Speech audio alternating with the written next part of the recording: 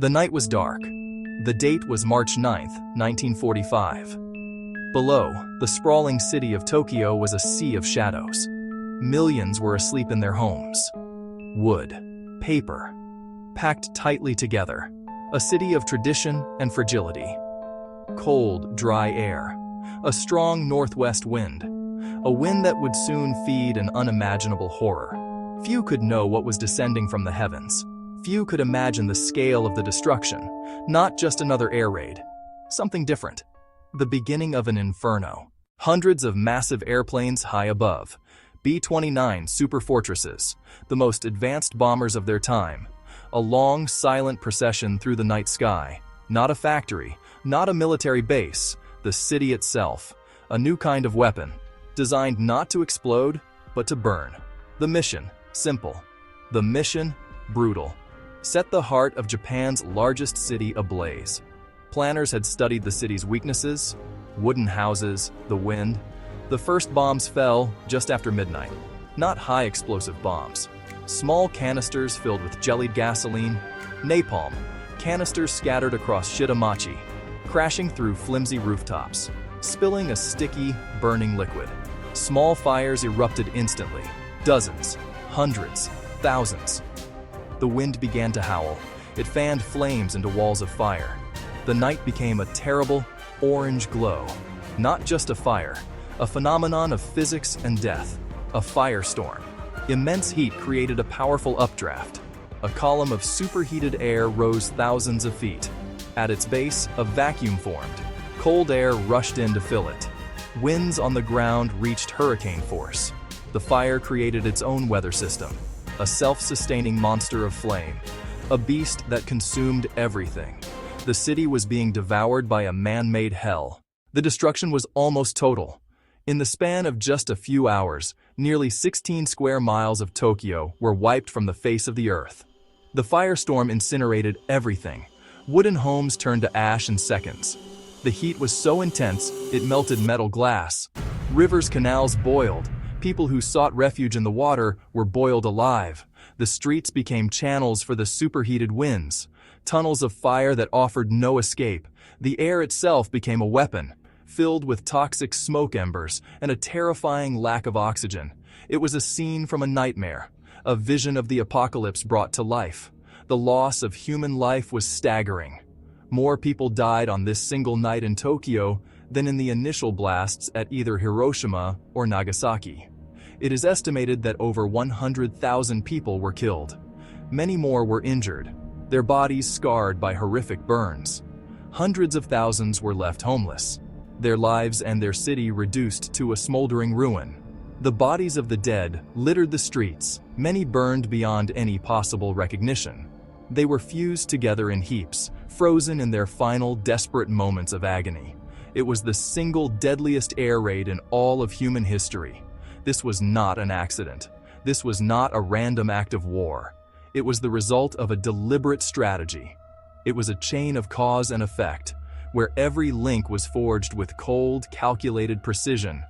The decisions in war rooms thousands of miles away, the design of the city, the materials of its homes, the weather on that specific night, all came together to create the perfect conditions for a catastrophe.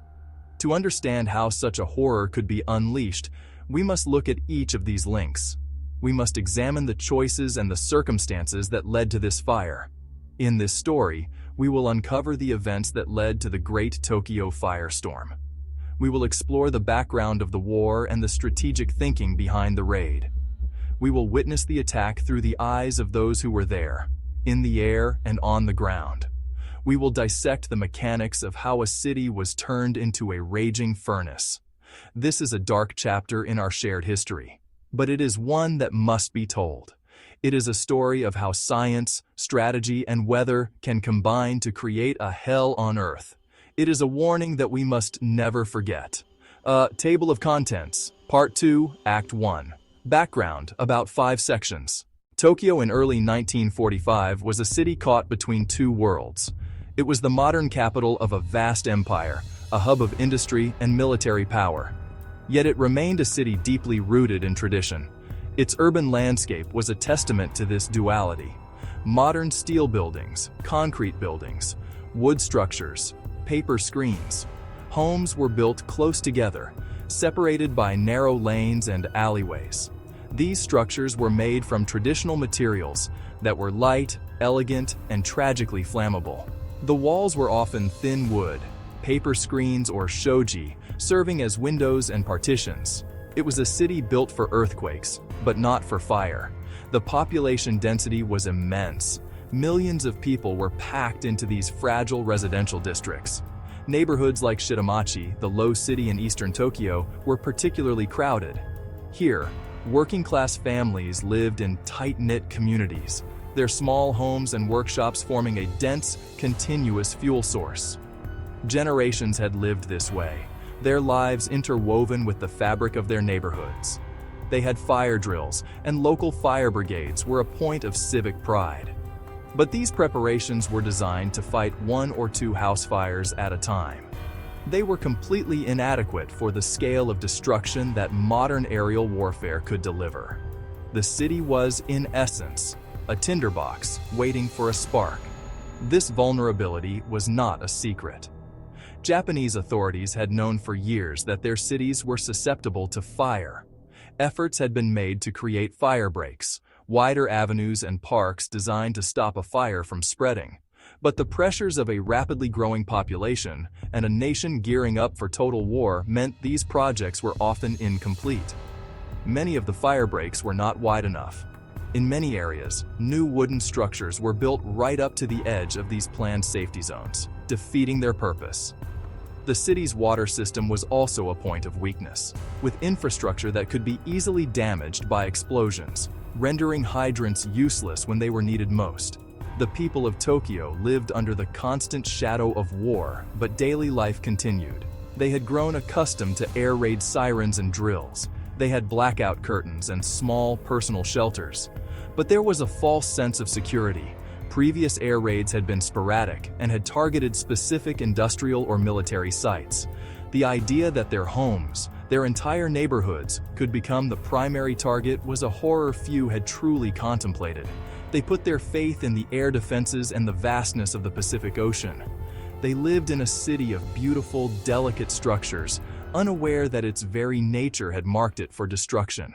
By early 1945, the war in the Pacific had turned decisively against Japan.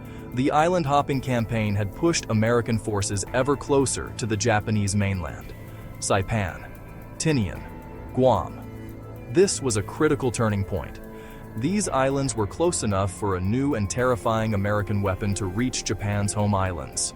They would become the unsinkable aircraft carriers for the final phase of the air war.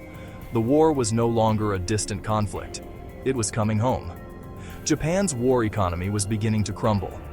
A tightening American naval blockade was strangling the empire. Oil, rubber, other raw materials. Much of the industry was decentralized.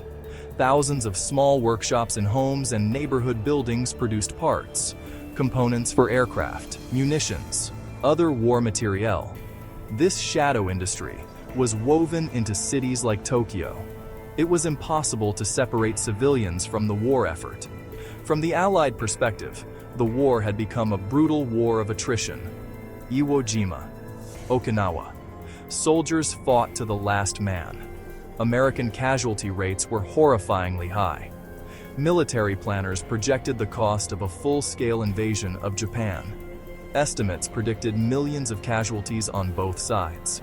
That pressure drove the search for another way to force surrender. The answer, they believed, lay in the sky. Strategic bombing. The goal, break Japan's ability and will to fight.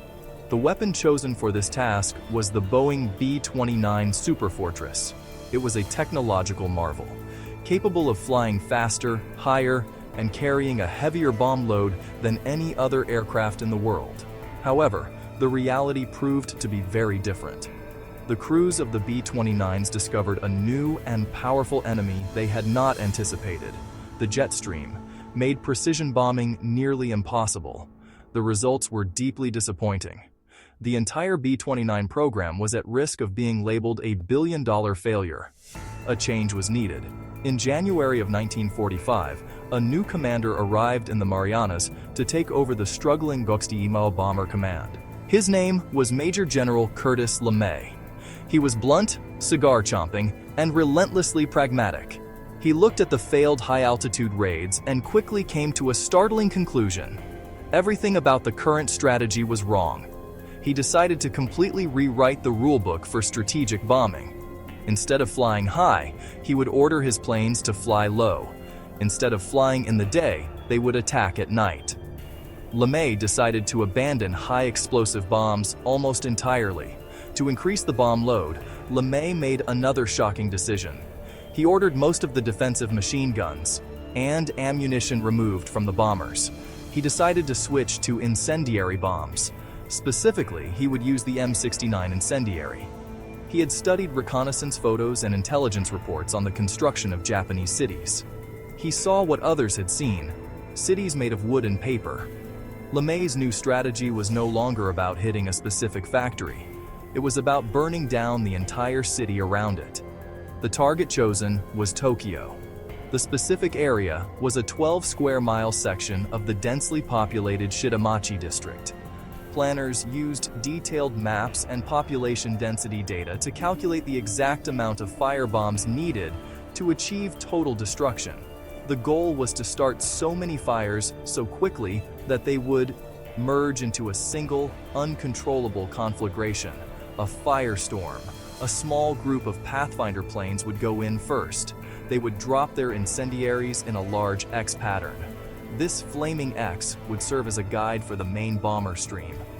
The psychological impact on the crews was immense. They were trained for precision bombing, but now they were being ordered to carry out an attack that would inevitably kill tens of thousands of civilians. On the afternoon of March 9, 1945, the weather forecast came in. It was perfect. The order was given. They were on a 3-hour flight to Tokyo.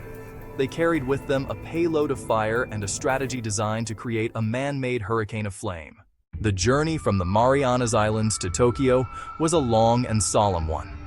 Their planes were stripped of their defensive guns, making them feel naked and exposed. The first wave of bombers to arrive over Tokyo were the Pathfinders. Just after midnight on March 10th, these lead B-29s began their bombing runs over the Shitamachi district. One group of planes flew on a northeast-southwest axis. Another group flew on a northwest-southeast axis. On the darkened cityscape below, a giant flaming X began to burn. This was the bullseye. It was a signal to the main bomber stream, a monstrous beacon that said, "Drop your fire here." Following the Pathfinders, the main bomber stream began its assault. For nearly 3 hours, a river of B-29s flowed over Tokyo. Each aircraft was loaded with M69 incendiary clusters. As the clusters were dropped, they would break apart in mid-air, scattering the individual bomblets over a wide area. When the bomblet hit a surface, a fuse would ignite the contents. The resulting explosion would shoot a jet of burning jelly with incredible force. This flaming substance would stick to anything it touched. Within minutes, the initial X was swallowed by a sea of new fires. The ground was becoming a patchwork quilt of fire, with each patch growing larger, reaching out to its neighbor. A firestorm is not just a large fire. It occurs when a multitude of individual fires become so intense that they begin to affect the atmosphere above them. Survivors described a terrifying roaring sound, the sound of a hurricane where the wind itself was made of fire.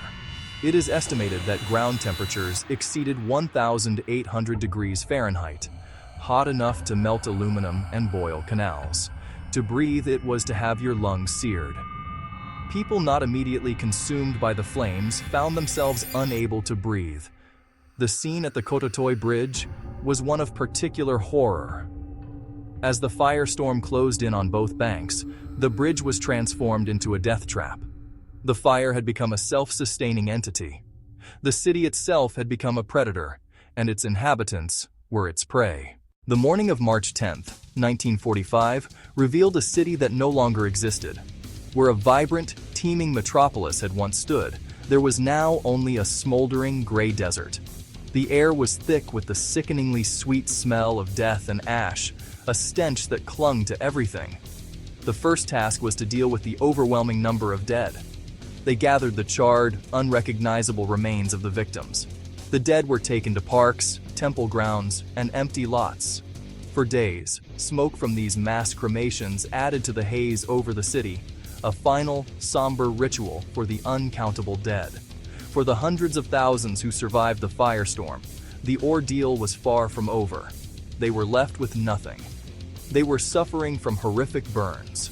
With hospitals destroyed and medical supplies non-existent, most of these injuries went untreated. The psychological impact was even more profound and lasting.